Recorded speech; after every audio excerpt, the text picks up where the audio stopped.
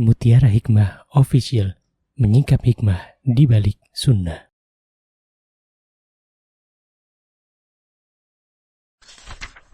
Salurkan donasi terbaik Anda untuk mendukung dakwah Mutiara Hikmah Official. Umroh akhir tahun plus Daurah Parenting Islami bersama Ustadz Hanan Yasir MA, Ustazah Imro'atul Azizah, 2 kali sholat Jumat. Kelas Daurah Parenting setiap hari. Konsultasikan dan daftarkan diri Anda sekarang juga. Mari kita ikut serta dalam pembebasan tanah wakaf untuk pembangunan Masjid Mutiara Hikmah. Bagi Anda yang ingin menyalurkan donasi, bisa melalui rekening Bank BSI di nomor rekening 2200220245 atas nama Masjid Mutiara Hikmah.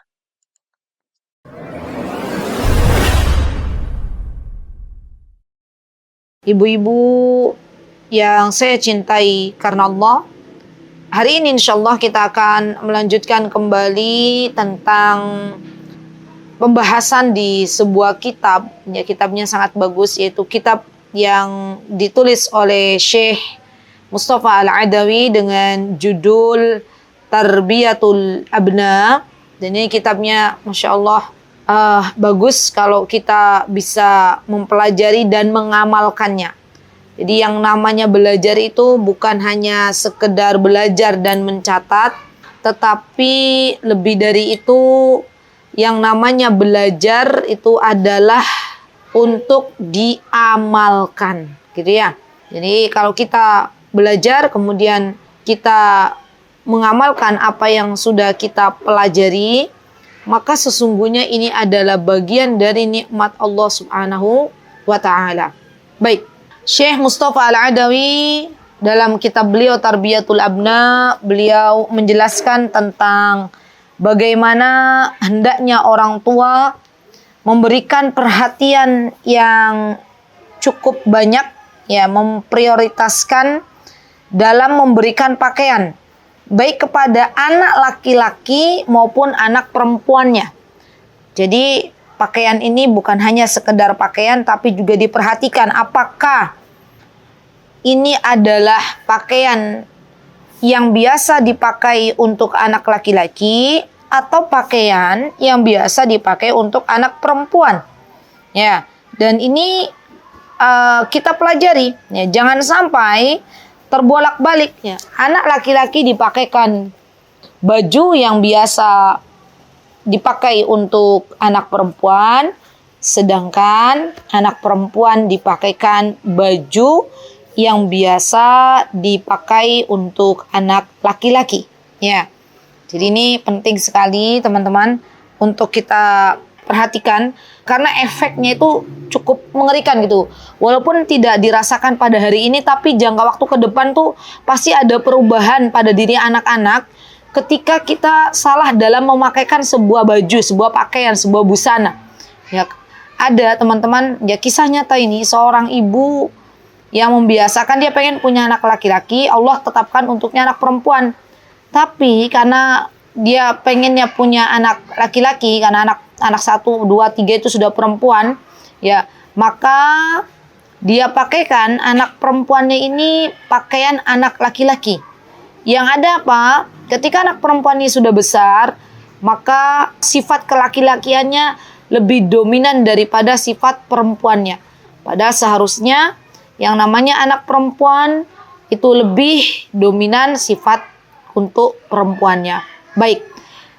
Kemudian di dalam Islam, teman-teman, yang namanya berpakaian itu bukan hanya sekedar kebutuhan fisik, ya. Beda kalau orang-orang selain muslim, gitu ya. Mereka memakai pakaian hanya sekedar dijadikan sebagai kebutuhan fisik semata. Tetapi di dalam Islam itu, ya akhwat, yang namanya pakaian itu bagian dari ibadah. Bagian dari ibadah. Makanya Allah Azza wa Jalla tuh sampai menurunkan ayat yang berkenaan dengan pakaian itu sendiri, gitu loh. Ada tata caranya, ada aturannya.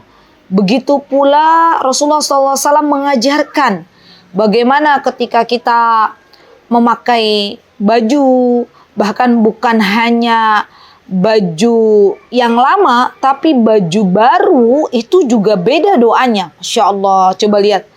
Pernah nggak kita berpikir, Masya Allah ya, dalam berpakaian ya, itu dibedakan adab berpakaian tuh antara kita memakai baju lama doanya dengan memakai baju baru. Masya Allah, sampai sedetail itu loh teman-teman. Rasulullah SAW mengajarkan kita tentang sebuah adab.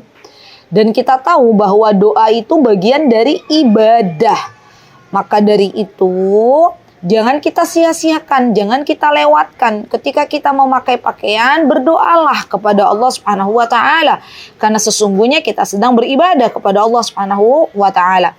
Jadi sekali lagi bahwa di dalam Islam ya, pakaian ini bukan hanya sekedar kebutuhan fisik, tapi pakaian juga merupakan bagian dari ibadah dan ketaatan kepada Allah. Ya, Masya Allah.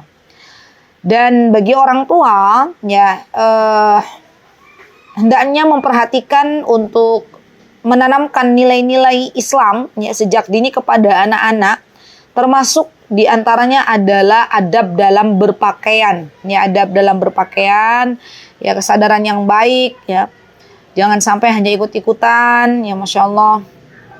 Dan mengenalkan konsep aurat, nah ini juga bisa tuh ya. Jadi ketika kita menjelaskan tentang adab berpakaian, nanti kurikulum yang selanjutnya tuh mengenalkan konsep aurat. Jadi kita misalnya nih punya anak laki-laki nih, kita kenalkan bahwa aurat laki-laki itu ya, antara pusar dan lutut gitu ya misalnya.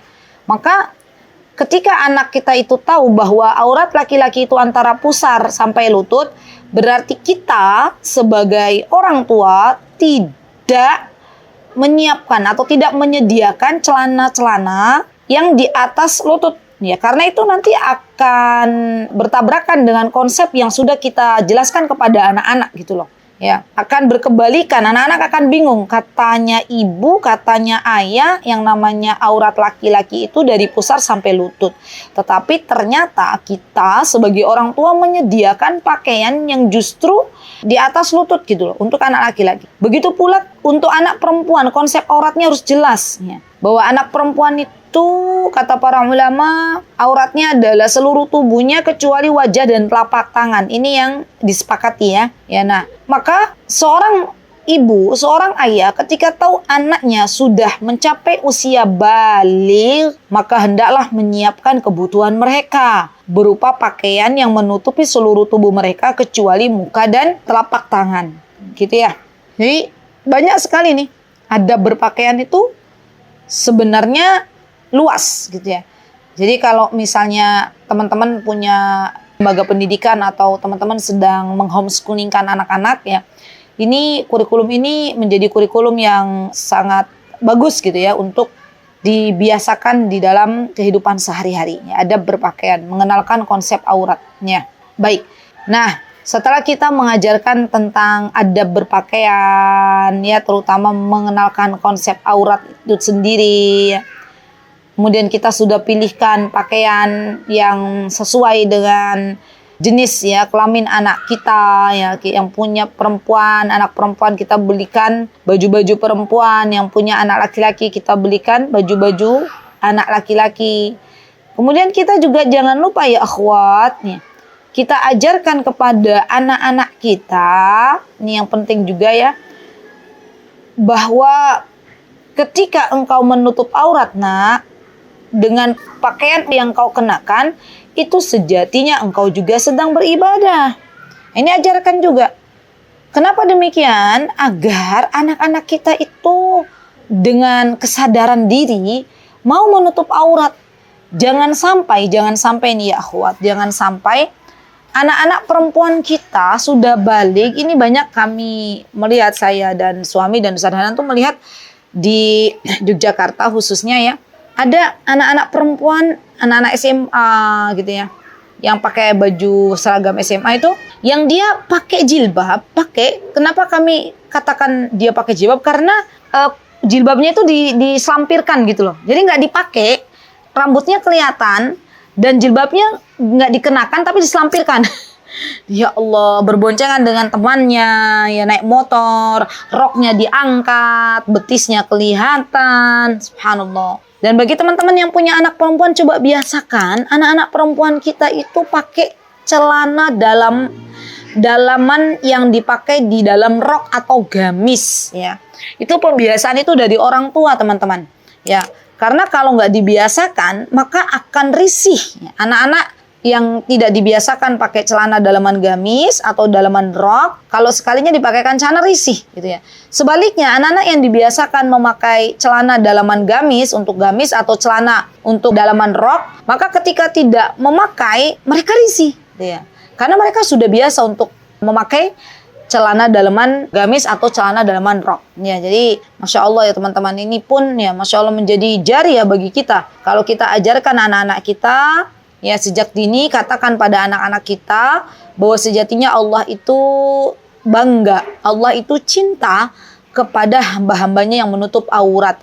Dan masalah menutup aurat ini nak, dengan pakaian kita ini ya adalah ibadah. Jadi kalau engkau keluar rumah nak, jangan lupa untuk ditutup auratnya. Selama kamu menutup aurat dan niatnya untuk mencari ridho Allah, maka Allah akan berikan pahala untukmu, gitu loh. Masya Allah, mantap itu kalau Allah berikan taufik kepada kita ya akhwat untuk bisa menyampaikan ini kepada anak-anak, sehingga tidak ada lagi ya ceritanya yang namanya anak-anak dari rumah pakai jilbab gitu ya, karena takut oleh ancaman ibunya kalau nggak pakai jilbab, pas di sekolah sudah dilepas jilbabnya ya, karena dia sadar bahwa yang memerintahkan untuk menutup aurat bukan ibunya, bukan ayahnya, tapi penciptanya, nah, Allah Subhanahu wa Ta'ala. Ya, baik. Kemudian dalam masalah pakaian ini juga ya akhwat ya, kita perlu mengajarkan konsep aurat ya, kemudian konsep bahwa ketika keluar rumah memakai pakaian menutup aurat itu adalah ibadah. Kemudian konsep yang perlu kita ajarkan kepada anak-anak kita adalah sifat kesederhanaan dalam berpakaian, dalam berbusana. Ini penting juga nih, karena banyak akhir-akhir ini teman-teman yang menjadikan pakaian itu bukan untuk lagi menutup aurat, tapi lebih dari itu untuk berbangga-banggaan gitu loh. Saya punya pakaian dengan model terbaru, terupdate gitu ya. Jadi bukan lagi tujuan utamanya untuk menutup aurat, tapi tujuan utamanya adalah agar mendapatkan pujian di mata manusia. Itu tuh banyak gitu ya. Jadi kita ajarkan konsep kesederhanaan dalam berpakaian ya, konsep kesederhanaan dalam berpakaian ya, tidak bermegah-megahan ya. Dan ini yang menanamkan siapa? Ya kita sebagai orang tua tentunya, bukan hanya dengan ucapan, tapi juga dengan keteladanan. Baik, jadi kita katakan bahwa yang namanya berpakaian tuh nak nggak harus mahal, nggak harus mewah. Yang penting baik gitu ya, bersih, rapi gitu ya. Karena Islam sangat mencintai kebersihan, mencintai kerapian ya, Masya Allah. Dan ini sesuatu yang kita ajarkan kepada anak-anak kita. Baik. Kemudian Syekh mengatakan ya bahwa kata beliau di antara yang perlu dilakukan untuk kita ajarkan kepada anak-anak bahwa seorang anak laki-laki itu tidak diberikan pakaian yang terbuat dari kain sutra. Ya. Kenapa? Karena Islam melarang untuk kain sutra ini dipakai kepada anak laki-laki, ya, kepada kaum laki-laki. Jadi pakaian sutra ini wabil khusus dipakaikan untuk anak perempuan. Dan tidak selayaknya seorang ibu, seorang ayah, karena dengan alasan seragaman gitu ya, lebaran, ya karena semuanya seragaman, ibunya, anak perempuannya pakai kain sutra, maka bapaknya, anak laki-lakinya juga pakai sutra. Padahal ini semuanya tidak dibenarkan di dalam Islam. Baik. Termasuk di dalamnya juga tidak diperkenankan untuk anak laki-laki, kata Syekh, untuk berpakaian, baik itu pakaian maupun perhiasan yang terbuat dari emas. Teman-teman pernah dengar nggak? Di sebuah sosial media ada seorang laki-laki yang dia heboh gitu ya. Kenapa? Karena bajunya dia itu terbuat dari emas gitu ya. Jadi bukan lagi perhiasan tapi bajunya itu terbuat dari emas. Nah, kita ajarkan konsep kepada anak laki-laki kita bahwa yang namanya anak laki-laki, yang namanya laki-laki di dalam Islam itu tidak diperkenankan untuk memakai emas, tidak diperkenankan untuk memakai pakaian dari sutra. Itu kita ajarkan, boleh kita sounding anak-anak dari kecil, dan tidak kita berikan ya pakaian-pakaian yang terbuat dari sutra maupun pakaian-pakaian yang terbuat dari emas sebagai bentuk ketaatan kita kepada Allah Subhanahu wa taala dan Rasulnya. Ya, jadi penting teman-teman ya untuk tidak memberikan sesuatu yang dilarang oleh Allah dan Rasulnya. Baik, Imam Bukhari dan Muslim beliau pernah meriwayatkan dari hadis Al-Barra bin Azib ya, bahwa Rasulullah SAW melarang mereka untuk makan binatang buas dan memakai cincin emas. Jadi kita juga ajarkan konsep bahwa yang namanya laki-laki itu tidak diperkenankan untuk memakai cincin emas gitu ya.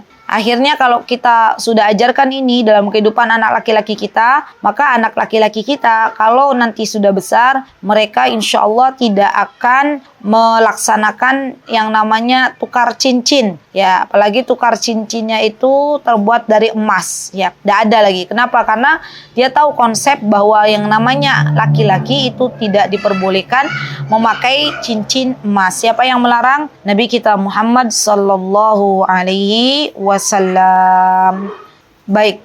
Kemudian Syekh mengatakan bahwa hendaklah ya kita didik anak-anak kita ya untuk tidak berpakaian dengan apa-apa yang dilarang oleh Islam itu dari kecil, bukan ketika mereka sudah dewasa. Jadi dibiasakan ya. Karena kalau sudah dewasa baru kita ajarkan ya, baru kita sounding, maka khawatirnya kalau sudah dewasa itu sudah apa istilahnya ada tantangan sendiri untuk merubahnya ya. Kan beda yang namanya pendidikan itu berproses ya akhwat. Ya, tidak semata-mata pendidikan itu instan ya. Jadi memang kita sounding dulu. Ya, kalau masalah nanti anak kita yang belum balik, belum mau untuk memakai jilbab, nggak masalah ya. Jangan kita paksa, tapi kita beritahu dulu, kita sounding dulu. Kenapa sih kamu itu harus berpakaian? Kenapa sih kamu harus menutup aurat, Nak? Ya, dalam berpakaian, dalam menutup aurat itu ada sebuah pahala, ada pahala yang Allah Azza wa Jalla sediakan.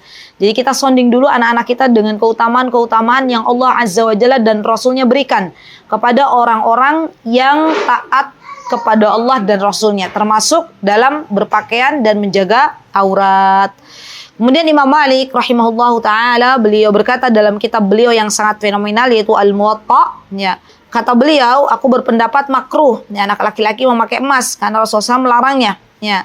Maka aku menyatakan makruh kata Imam Malik bagi laki-laki yang masih kecil ataupun yang telah dewasa. Jadi tidak diperkenankan bagi orang tua untuk memakaikan ya perhiasan ataupun pakaian kepada anak laki-lakinya, kepada suaminya, pakaian-pakaian yang terbuat dari emas dan pakaian atau dari kain sutra. Baik, kemudian Syekh membahas tentang mulai kapan anak perempuan diperintahkan berhijab ya akhwat. Ya, kata Syekh, kaidah di dalam syariat kita ini memerintahkan bahwa anak perempuan mulai berhijab, mulai menutup auratnya ketika mereka telah mengalami baligh atau mendapatkan menstruasi ya. Nah, tapi kata beliau dibolehkannya kita sebagai orang tua untuk membiasakan anak-anak perempuan kita agar menutup auratnya dari sejak dini, tapi tidak dalam keadaan terpaksa ya akhwat. Ya, maksudnya kita lihat kondisinya gitu loh. Karena di Indonesia Raya yang tercinta ini ada banyak ibu-ibu tuh yang merasa berdosa gitu, merasa bersalah. Kalau punya anak bayi perempuannya dipakaikan jilbab. Nah, yang namanya anak bayi kan suka sumuban, suka gerah. Ya biasanya kan mau dibuka tuh. Ya saya pernah lihat seorang ibu ya punya anak masih usia sekitar 7 bulan gitu ya. Dan itu anak perempuannya dipakaikan jilbab. Anaknya enggak mau, dibuka lagi, ibunya pakai lagi, dipakaikan lagi, dibuka lagi sama anaknya, dipakaikan lagi sama ibunya. Kemudian saya bilang, "Enggak apa-apa, itu mungkin kepanasan, dibuka aja." Ya. Dan ketika kita akan memakaikan pakaian kepada anak-anak kita, ya, maka terlebih dahulu kita ajarkan dulu ya akhwat ilmunya, adabnya. Jangan serta-merta kita memaksa, Ya, memaksa anak kita ya dari kecil, dari sejak bayi untuk berjilbab, untuk memakai baju-baju yang mungkin dengan tidak sesuai dengan kondisi mereka gitu ya. Jadi yang ada tuh kita sounding dulu.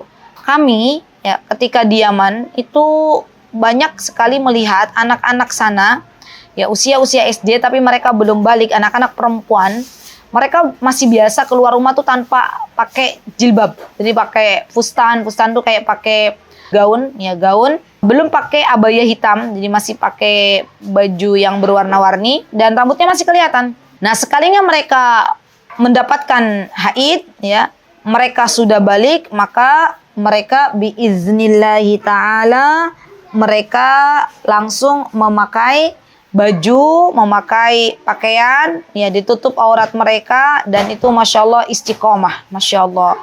Jadi seharusnya beginilah ya akhwat kita mengajarkan kepada anak-anak kita dalam mengenalkan Allah, dalam mengenalkan adab, dalam mengenalkan ibadah, bukan langsung dengan keadaan dipaksa. Tetapi ya kita ajarkan adab kepada anak-anak kita, ilmu kepada anak-anak kita setahap demi setahap ya. Karena yang namanya anak-anak itu ya tidak seperti orang dewasa. Ya, orang dewasa ketika dipaksa mungkin kita masih bisa ya. Tapi yang namanya anak-anak fitrahnya itu belum bisa dipaksa ya. Kita ajarkan sedikit demi sedikit. Dan keteladanan itu jauh lebih baik daripada apa yang kita ucapkan kepada anak-anak kita. Kalau anak-anak kita ingin anak-anak kita mudah untuk menutup aurat, ibunya dulu ya menutup aurat ketika keluar rumah. Kalau anak kita pengen ya berbusana rapi ya menutup auratnya anak laki-laki kita, maka ayahnya dulu yang memberikan teladan yang baik ini ya. Jangan sampai anak perempuan kita dipaksa keluar rumah pakai kerudung, sementara kita orang tuanya kalau ke rumah tetangga tidak pakai kerudung. Ya pakai kerudungnya kapan? Kalau pas ke kajian, kalau pas ke pengajian atau majlis taklim. Dan ini banyak ya akhwatnya, banyak para muslimah ya, semoga Allah Azza wa Jalla berikan hidayah ya, berikan petunjuk dan taufik yang mereka itu memakai kerudung, memakai busana muslimah, menutup aurat mereka kalau pas mereka datang ke kajian saja, kalau pas mereka mau ke majlis taklim. Tapi giliran mereka keluar rumah, ke rumah tetangganya, beli sayur, ke pak sayur, ya bapak-bapak yang jual sayur, itu keluarnya pakai daster. Ya. Padahal di sisi lain anaknya melihat, ya anak-anak perempuannya melihat, ibuku keluar rumah tidak menutup aurat. Ya dari mana anak-anak kita mau mencontoh? Ya. Bukankah kita sebagai orang tuanya yang menjadi teladan bagi anak-anak kita? Jadi penting banget ya akhwat untuk kita senantiasa berhati-hati dalam mengucapkan sesuatu, berhati-hati dalam bertindak, karena semuanya akan direkam dan ditiru oleh anak-anak kita. Baik. Nah, kemudian ya akhwat ya, di antara yang bisa kita lakukan untuk mengajarkan masalah berpakaian ini kita sebagai orang tua, maka kita bisa bersama-sama ya untuk menelaah sebuah surah di dalam Al-Qur'an ya, di dalam Al-Qur'an surah An-Nur ya. Surah An-Nur itu ada beberapa beberapa penjelasan di dalam surat An-Nur itu yang menjelaskan tentang bagaimana hendaknya kita menutup aurat ya. Jadi penting banget ya untuk kita pelajari surah An-Nur ya. Dengan siapa kita pelajari? Dengan anak-anak kita ya.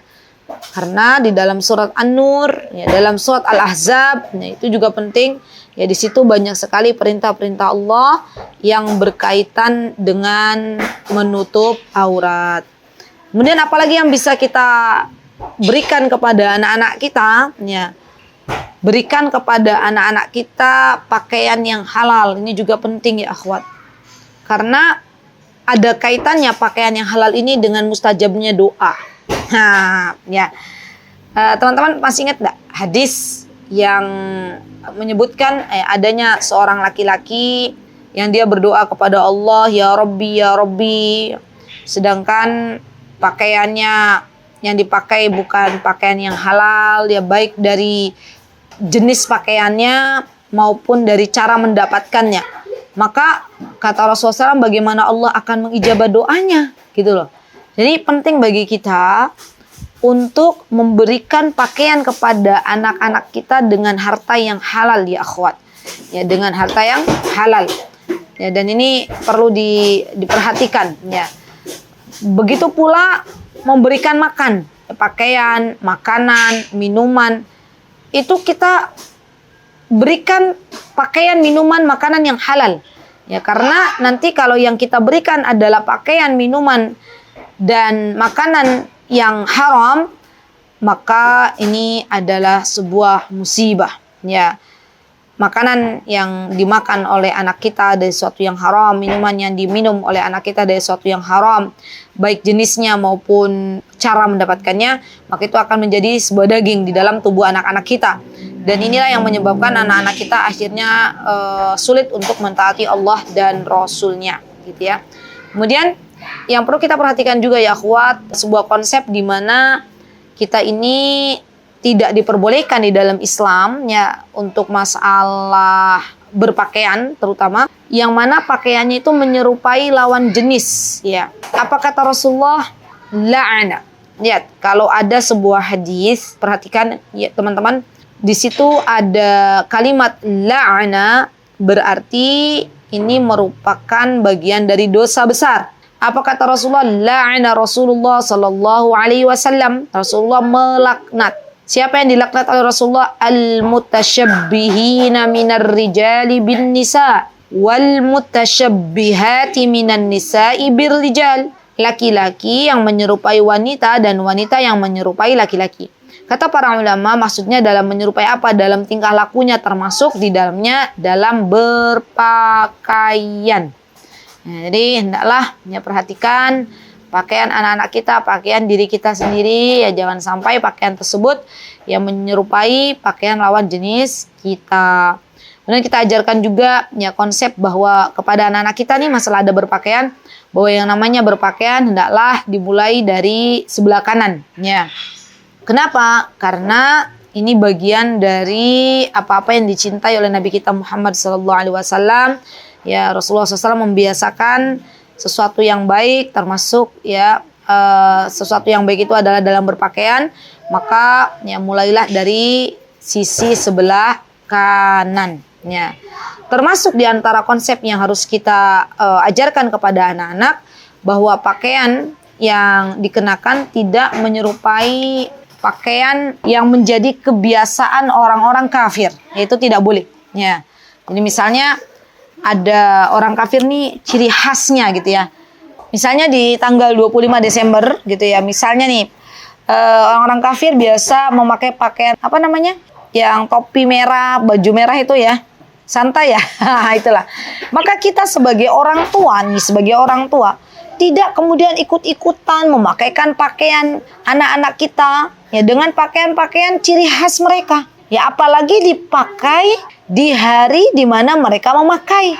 Nah, ini sebuah konsep yang harus kita ajarkan kepada anak-anak. Yang namanya toleransi itu tidak sampai kebablasan, tidak sampai kemudian kita pakai kan kepada anak-anak kita pakaian yang menjadi ciri khas orang-orang kafir. Jadi tidak menyerupai pakaian orang-orang kafir.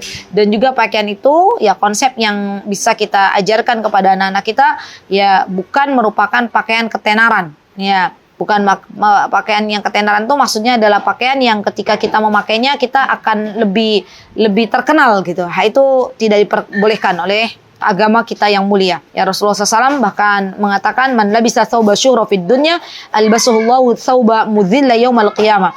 Ya siapa yang memakai pakaian syuhra, maksudnya pakaian yang biar viral gitu, misalnya biar populer gitu, maka Allah akan memberinya pakaian hina pada hari kiamat. Ya jadi zaman sekarang itu kan macam-macam orang ya. semua bisa memposting, semua bisa memviralkan diri nih. Nih saya model pakaiannya begini, ini begini. Nah, itu nggak boleh. Ya kalau itu sudah masuk pakaian syuhra, maka ini juga tidak boleh dikenakan. Gitu ya, kita ajarkan kepada anak. Termasuk di antara yang bisa kita ajarkan kepada anak-anak dalam masalah berpakaian adalah doa memakai pakaian. Ya, ini kita ajarkan kepada anak-anak kita, termasuk diri kita yang belum hafal, teman-teman. Mari kita mulai menghafal bahwa ketika kita mau memakai pakaian, bacalah doa alhamdulillahilladzi kasani hadas sauba wa razaqanihi min ghairi haulin minni wala quwwah. Ya, segala puji bagi Allah yang telah memberikan pakaian ini hadas sauba wa razaqanihi sebagai rizki dari Allah Subhanahu wa taala min ghairi haulin minni, tanpa daya wala quwwah dan kekuatan dariku. Ya, jadi akhwat, penting ya untuk kita bersama-sama belajar kembali tentang doa memakai pakaian. Ya, terutama nanti kita ajarkan kepada anak-anak kita. Baik. Kemudian di antara yang bisa kita ajarkan juga ya kepada anak-anak kita, bahwa sejatinya kalau kita punya anak laki-laki, kita ajarkan bahwa sejatinya Rasulullah SAW itu menganjurkan kepada kaum laki-laki untuk tidak memakai pakaian di bawah mata kaki, gitu ya. Itu kita yang ajarkan, ya. Dan kita katakan bahwa Rasulullah SAW itu ya beliau kalau pakai gamis ya selalu di atas mata kaki. Ya, itu sebagai konsep yang harus kita ajarkan kepada anak-anak. Termasuk di dalamnya ya akhwat, di mana konsep yang harus kita ajarkan juga kepada anak-anak bahwa tidak perlu pakaian yang kita pakai, terutama anak perempuan, pakaian yang kita pakai untuk keluar rumah harus diberikan parfum. Nah, ini juga bisa nih dikaitkan ya, menjadi kurikulum sendiri untuk anak-anak kita. Berbeda dengan anak laki-laki. Anak laki-laki boleh pakai parfum, boleh ya, karena banyak para sahabat radhiyallahu anhum ya, mereka membiasakan dirinya pakai parfum ya. Jadi sekarang yuk kita biasakan kalau punya anak laki-laki mau pergi ke masjid, mau mencari ilmu, kita semprotkan parfum ya. Dan itu bagian dari kebiasaan Rasulullah Shallallahu Alaihi Wasallam. Jadi Rasulullah, para sahabat, mereka itu biasa memakai parfum ketika mereka akan keluar rumah. Dan ini diperbolehkan untuk kaum laki-laki, bukan untuk kaum wanita. Dan kita sebagai ibu ya memberikan teladan yang baik. Ya, kalau mau keluar rumah, jangan kita semprot ke pakaian kita parfum. Ya, nanti pasti anak kita akan mengenali. Ya, maksudnya mengenali kebiasaan kita gitu. Kalau suatu hari kita katakan kepada anak perempuan kita, nak, kalau keluar rumah pakaiannya jangan dikasih parfum ya nak, jangan disemprot sana, semprot sini. Pasti anak kita akan berkata, saya lihat tadi ibu kemarin, saya lihat ibu gitu ya, keluar rumah pakai parfum, disemprotkan ke pakaian. Nah, anak kita akan protes dan itu menjadi dilema gitu untuk kita yang menasihati anak-anak kita. Jadi ingat ibu-ibu, sebelum kita menasihati anak-anak kita, maka kita tanya diri kita terlebih dahulu, kita sudah melakukan belum gitu ya. Kalau kita mau melarang sesuatu kepada anak-anak kita, tanya pada diri kita, kita sudah menjauhi belum ya larangan-larangan itu. Ya, jangan sampai kita melarang sesuatu kepada anak-anak kita tapi justru kita melakukannya. Kita memerintahkan sesuatu kepada anak-anak kita tapi kita tidak melakukannya. Ya, subhanallah. Dan ini kelak akan Allah Azza wa Jalla tanya di akhirat ya, apa-apa yang kita perintahkan kepada anak-anak kita, yang kita ucapkan kepada anak-anak kita. Dan kita berdoa kepada Allah semoga kita bukan termasuk orang-orang yang kabura maqtan 'indallahi an taqulu ma la taf'alun. Ya, orang-orang yang dibenci oleh Allah, yang dimurkai oleh Allah adalah orang-orang yang dia pandai berucap, pandai memerintah tapi dirinya sendiri tidak melakukannya. Ya, jadi ini bagian terpenting untuk menjadi evaluasi kita sebagai seorang ibu ya akhwat, adalah apakah kita sudah melaksanakan apa-apa yang berkaitan dengan pakaian itu sendiri atau kita belum melaksanakannya. Kalau belum melaksanakan, mari mulai hari ini kita perhatikan ya apa-apa yang sesuai dengan ajaran kita ya sebagai umat Islam ya. dan apa-apa yang dilarang oleh Allah dan Rasulnya kita jauhi sejauh-jauhnya. Teman-teman yang saya cintai karena Allah, tadi saya izin menyampaikan bahwa teman-teman bisa ya membahas sebuah pembahasan dalam surah Al-Ahzab. Ya, kalau tadi An-Nur juga bisa dalam surah Al-Ahzab. Ya, surah Al-Ahzab itu juga banyak ya, pembahasan yang berkaitan dengan masalah aurat. Ya, surat An-Nur dimulai dari ayat 31 dan surah Al-Ahzab itu bisa di ayat 59. Yaitu ada Allah Azza wa Jalla memerintahkan kepada Nabi kita Muhammad SAW, apa kata Allah Subhanahu wa taala, ya ayyuhan nabiyyu qul li azwajika wa banatika wa nisa'il mu'minin yudnina 'alaihinna min jalabibihin dzalika adna ay yu'rafna fala yu'dzain wa kana Allahu ghafurar rahima. Ini penting nih teman-teman. Alhamdulillah Allah ingatkan. Jadi ketika kita punya anak perempuan, katakan bahwa Allah yang telah memerintahkan engkau wahai anakku ya kepada orang-orang beriman, kepada nabinya, kepada istri-istrinya Nabi ya. Apa yang Allah katakan di dalam surat Al-Ahzab ayat 59, kata Allah Subhanahu wa taala, Allah perintahkan dalam mereka mengulurkan jilbabnya ke seluruh tubuh mereka. Dan yang demikian itu kata Allah agar mereka lebih mudah untuk dikenal dan mereka tidak diganggu. Jadi ini diantara keutamaan menutup aurat. Ketika seorang perempuan dia menutup auratnya, maka otomatis Allah akan jaga dirinya. Otomatis laki-laki tidak akan mengganggunya. Dan memang kenyataannya seperti itu teman-teman. Ya, coba dilihat, Masya Allah ya. Di negeri Yaman zaman dulu kala ya teman-teman, ya Masya Allah. Ketika para wanita di sana menjaga diri dengan menutup auratnya, ya bahkan kalau dulu kami di Yaman tuh wanita-wanita semuanya tuh semua wanita, baik orang-orang yang ahlus sunnah wal jamaah ataupun backgroundnya orang-orang sufi, ikhwani, ya sunnah, semuanya itu pakaiannya berwarna hitam kalau di Yaman ya. Dan teman-teman tahu para wanitanya nih kalau pakai baju tuh semua menutup auratnya, semua ditutup gitu loh.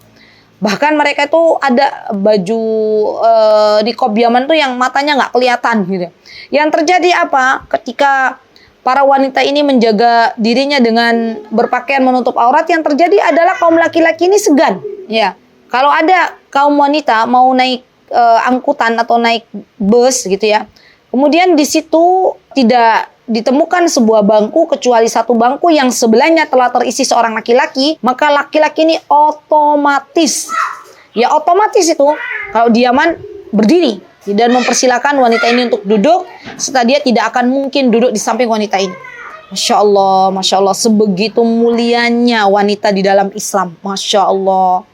Dan saya kira teman-teman yang sudah mengenakan pakaian syar'i, ya ketika ada seorang laki-laki ya yang melewati kerumunan atau wanita yang satu pakai pakaian syar'i, satu tidak memakai pakaian syar'i gitu ya, pasti yang akan diganggu adalah mereka yang belum menutup auratnya ya.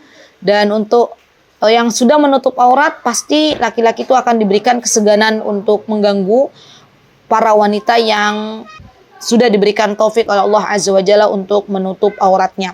Jadi kita sounding lagi kepada anak-anak perempuan kita bahwa sejatinya nak, ketika engkau memakai hijab, ketika engkau tutup auratmu dengan pakaian yang Allah Azza wa Jalla telah berikan, maka sesungguhnya engkau akan dijaga oleh Allah Azza wa Jalla. Engkau tidak akan diganggu oleh kaum laki-laki. Engkau akan dikenali identitasmu sebagai seorang muslimah. Iya enggak ya teman-teman? Kan gitu kan kalau kita mau mengucapkan salam saja, satu pakai kerudung, satu nggak pakai kerudung, sama-sama muslimah. Tapi karena kita belum kenal dengan yang satu lagi yang nggak pakai kerudung, kita ragu-ragu ini mau ngucapin salam apa enggak. Beda kalau misalnya seorang perempuan ya dia pakai kerudung, kita tahu dia adalah seorang muslimah. Maka ketika kita akan mengucapkan salam, maka kita tidak segan-segan untuk mengucapkan salam ya. Dan ini sebagai identitas sebagai seorang muslimah. Terakhir ya akhwat, terakhir. Konsep yang harus kita terapkan ya dalam diri anak-anak adalah jadikan anak-anak kita itu punya harga diri gitu loh. Ketika mereka berpakaian sesuai dengan apa yang diajarkan di dalam Islam. Nah, ini penting banget nih. Kenapa? Karena akan ada banyak anak-anak, laki-laki dan perempuan yang mulai ogah-ogahan menampakkan dirinya dengan berbusana syar'i karena malu berbeda dengan yang lainnya. Ya. Padahal sebagaimana kita tahu Rasulullah SAW itu pernah bersabda, ya bada al-Islam gharib wa sayaudu gharib. Ya, Islam itu muncul dalam keadaan asing. Begitu pula akan kembali kepada keterasingan. Jadi kita ajarkan kepada anak-anak kita untuk percaya diri nih. Ya, percaya diri. Kalau kamu pakai baju, ya baju itu sudah diajarkan oleh Allah dan Rasulnya, maka percaya dirilah gitu loh. Nah, kata Syekh juga begitu ya, mengajarkan kepercayaan diri kepada anak-anak kita dengan busana yang mereka kenakan. Tidak minder ya. Kemudian akhirnya ikut-ikutan berbusana seperti orang-orang kafir, ikut-ikutan dengan artis-artis Korea, ikut-ikutan artis-artis yang ada di negerinya dengan busananya, dengan rambutnya dan sejenisnya. Jadi jadikan ya anak-anak kita itu bangga dengan Islamnya gitu ya. Dan kita sebagai orang tuanya mendorong hal itu ya. Jangan sampai justru kita sebagai orang tuanya itu malu ketika membawa anak-anak kita dengan busana syar'i ya. Jangan sampai seperti itu ya akhwat ya. Karena kadang ada orang tua yang komunitasnya belum bagus ya, belum sesuai dengan harapannya ya.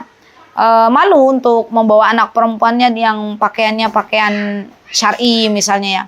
Karena mereka malu bukan kepada Allah tapi malu kepada temannya ya, bakalan ada nyinyiran dari teman-temannya. Ya, jadi kita sebagai orang tuanya juga tidak perlu malu manakala alhamdulillah wa syukurillah anak-anak kita diberikan taufik oleh Allah Azza wa Jalla, terutama anak-anak perempuan, anak-anak laki-laki dengan berbusana sesuai dengan syariat, dan itu menjadi amal jariah bagi kita sebagai orang tuanya.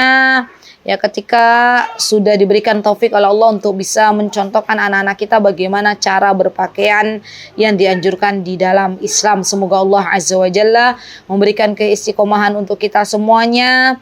Semoga Allah Azza wa Jalla mensalihkan anak keturunan kita. Semoga Allah Subhanahu wa taala memasukkan kita semuanya ke dalam surga Firdaus. Amin Allahumma amin. Baik, itu yang bisa saya sampaikan. Jikalau ada kebenaran datangnya dari Allah Subhanahu wa taala, jikalau ada kesalahan datangnya dari saya pribadi, saya mohon maaf yang sebesar-besarnya.